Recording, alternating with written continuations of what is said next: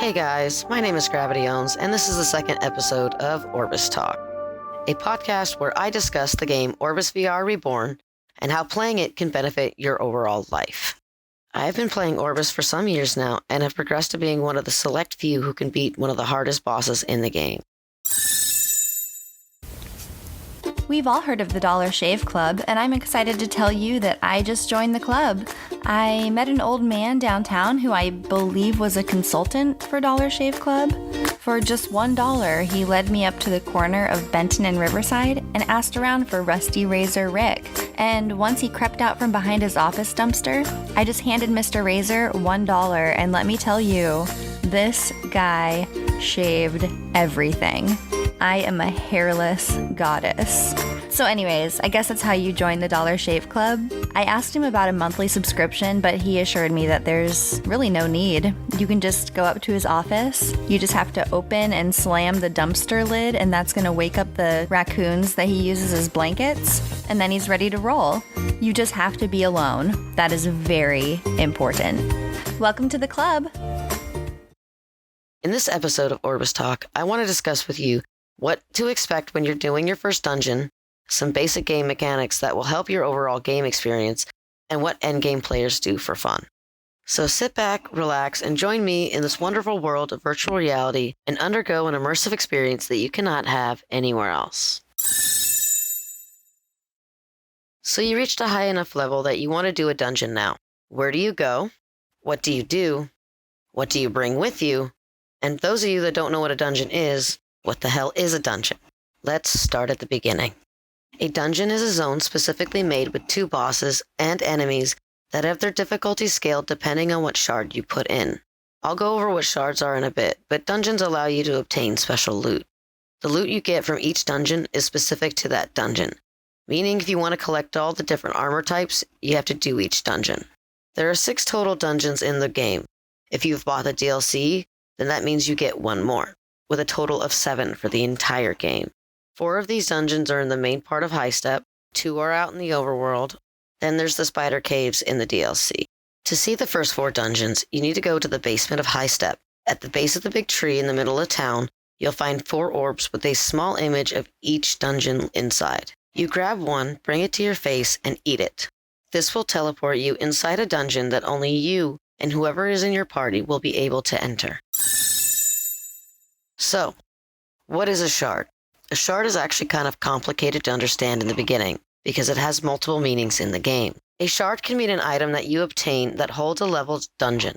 It's almost like a dungeon key that unlocks a stronger version of that dungeon.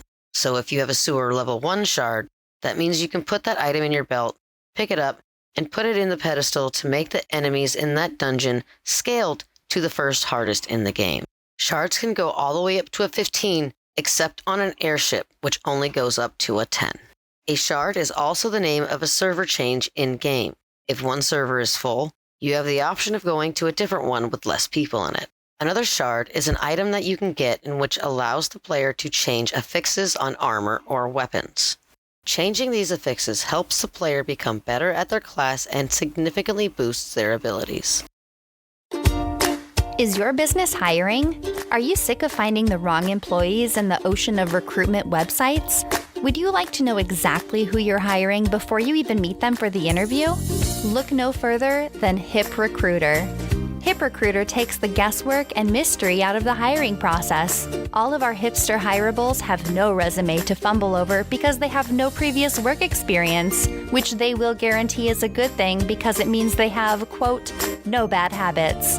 If you're looking for someone to grace your office workspace with a desktop French press that you can't use, or someone to complain on social media about your business and how working in an office is comparable to selling your soul, then you should check out HipRecruiter today for the best, worst hipster hirables. Thank you for staying tuned in. My name is Gravity Owns, and you're listening to OrbusTalk. For today's episode, I want to discuss an easier dungeon to do. This dungeon will also teach you some basic game mechanics. Sewers. Sewers is the dungeon orb that is green and looks like a sewer. Once you are in the dungeon, you look around and you are in a creepy-looking zone with green sewer slime dripping from the pipes on the walls. If you are a quest user, the liquid looks black PC users are allowed more graphics than the standalone Quest users are, so depending on what device you're playing on, it may look different. Okay, now to actually start the dungeon. After you have spawned into the zone, you have 2 routes that you can go. It is best to go left first. Going left takes you to the first boss of this dungeon, but before you get to him, there's a few enemies that you need to kill first. The first group you will meet will take some skills to master in the beginning. Expect a lot of deaths. This is normal. The more you die, the more you will learn from your mistakes. When approaching this group of enemies, you allow your tank to go in and get aggro of the melee guys, who in this situation would be the rats. Once your tank has the small hitty guys distracted, your DPS should be concentrating on hitting the flying guy. He can poison you, shoot bolts at you, and heal himself, so you need to watch out when attacking him. If you get poisoned, you need to have a healer or a mage decurse you. This will get rid of the poison stacks that you have, and you will stop taking damage. When you see his cast bar saying Cure, you notice that there's another bar underneath that is pink. It'll say Interrupt. This means that you need to stun that enemy, meaning that if you are a scoundrel, you charge shot at him. Rangers can also charge their shots or throw their trap at the enemy. Shamans use their stun totem. Hallies drop their hammer. Mages can cast pushback. Muskies charge shot or gravity orb. And a bard throws their mallets or uses their damage crescendos. This enemy is not the only one who can cure himself, so keep an eye out. The other enemy in the next group is a stick with a stick. Yes, that sounds funny, but it's true. It's a stick enemy that holds a wooden staff and attacks you with magic. He will also bolt and heal himself over time, so keep an eye out for his interrupts or you'll be fighting him forever. Yes, that can happen, especially as a baby mage who's great at dodging, but horrible at casting. That is one super long fight. Ask me how I know. There is another enemy in this dungeon that does the same thing as the stick with the stick, but his most annoying feature is that he link shields the other enemies, or as endgame players call it, circle jerking. This enemy looks like a purple version of the stick with a stick. This circle jerk is super annoying. He'll wave his stick around in the air and create a circle around his ally, causing you not to be able to do any damage to that enemy or the stick with the stick anymore until you stun that circle jerker. If you are really lucky, you will end up with 2 circle jerkers doing it to each other. This is how the term circle jerker came about. We're going to take a quick break, and when we come back, I want to discuss how to do the bosses of this dungeon. Wink.com has been a leading provider of wine delivery for a long time, but the only problem is that sometimes it's just not enough of that good, bitter grape sludge. That's why we here at Blink are providing more. 2 times the volume, 2 times the alcohol, 2 times the price, and 2 times the hangover. The average wine is 11.6% alcohol content by volume, and Blink took that number, doubled it, and rounded it up because we know what you crave. All of our gallon-sized bottles, and yes, that is the smallest size available, contain alcohol by volume of 24%, enough to forget even the most stressful day at work or the most hectic day with the family that you really do love so much, but sometimes they just need to shut up and give you the space you need. When you sign up with Blink, we guarantee that you'll either be satisfied or hospitalized. And if the latter is true, send us your hospital bill, and we'll send you a free bottle of our finest jus qui te tue. Sign up today at blink.com. It's all good. Thank you for staying tuned in. My name is Gravity Owns, and you're listening to OrbusTalk. The first boss, Mutated Rat, tank should go in and take aggro before the DPS hits it. Once the tank is established aggro, the DPS is free to fire at will.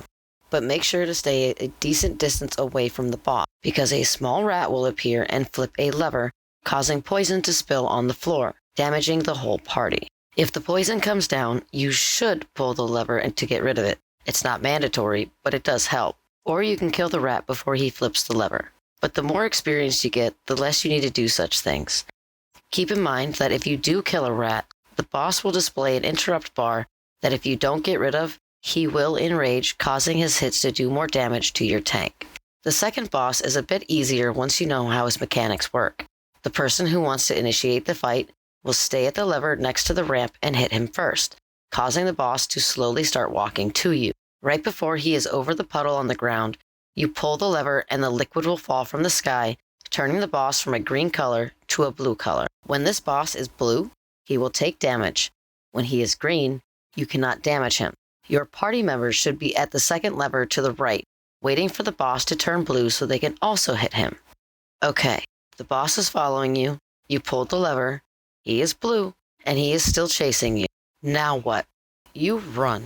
You run to your party members who are just to the right of where you're standing. Don't worry about hitting the boss at this point. Your objective is to survive. When the boss is at the second puddle, one of your teammates will pull the lever to keep him blue so that he can continue to be damaged. Around this time, he puts his hand on the ground, causing circles to appear under members of your party. Jump out of these circles or giant rocks will shoot up from the ground, killing you. He also has an interruptible attack called Slime Ball that if you do not interrupt in time, will shoot a green ball at whoever he is chasing at that moment. At this point, you have hit the boss with 2 out of 4 buckets that can be used to make this boss damageable. Roughly between when you can pull the 3rd or 4th lever, 2 rats spawn, if the boss is still alive. These 2 rats assist him in killing 2 party members. This can be tricky for players, especially when you have aggro on the boss, as these rats can distract you from running, or kill you in the process of running away. You can kill these rats, but they respawn after a period of time, continuing the cycle. It is best for players who do not have aggro on the boss to kill these rats, as there is a lesser chance of death. You repeat this cycle until the boss is dead, going from lever to lever, pulling down the liquid, which makes the boss damageable, until you have successfully killed the boss. Have you been down on your luck? Maybe you got fired from your job at Big Company Incorporated for insider trading and tax fraud. Your girlfriend left you because she just can't stand broke losers. Perhaps you don't have any friends because of that one time you agreed to be the designated driver, but you got drunk anyways. It just seems that nothing is going right. Well, friends, I think I have a solution to every problem you may have. One word: banjos. Ever heard of someone showing up for a job interview with a banjo and not getting the job? Well, neither have I. You're gonna crush it. Forget your girlfriend. You're gonna have so many fly honeys swarming you when you whip out your strings and bust a few hot licks at the local bar.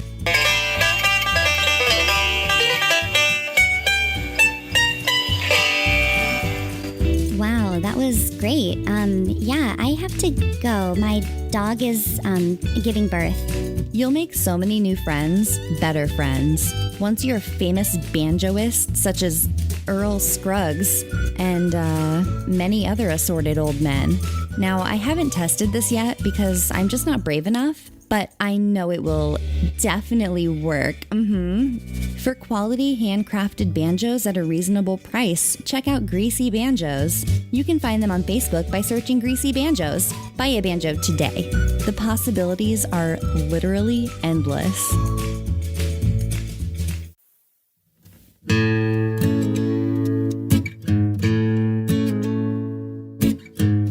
Thank you for staying tuned in. My name is Gravity Owns, and you're listening to OrbusTalk. Endgame players. What the hell is that? Well, that's easy. An endgame player is a person who has played the game long enough to have done most of the content in the game. They have played Orbus for countless hours and hours. They have laughed, bled, and cried for the sake of the game. These are the hardcore players who really enjoy playing the game to its fullest. Endgame players are extremely dedicated to Orbus and are the people who want to help others advance in their journey in the game as well. One thing that endgame players do for fun is grab new players and take them around the world, showing them how to play the game, as well as teaching them the events that happen at certain times in the overworld. There are events that happen in different parts of the world that can help you get experience and loot. This is also a way to get your town missions done as well. In our next episode, I'll talk about how to power level your characters, different types of pets that you can get, and where you can go to find written information about the game, the amazing Orbus Wiki. We will also interview the creator of this wiki, Ferocis.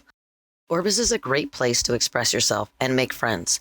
Don't be afraid to take the plunge into virtual reality. I will never express the true awesomeness of playing virtual reality games, but when you try it for yourself and realize how much it can benefit you mentally and physically, while having fun in the process, you better give it a try. That's it for today's episode of OrbusTalk. I really appreciate you listening until the end. My name is Gravity Owns, and I have been your host today. I hope to see you next time, and as my friend Mishka says, happy hunting.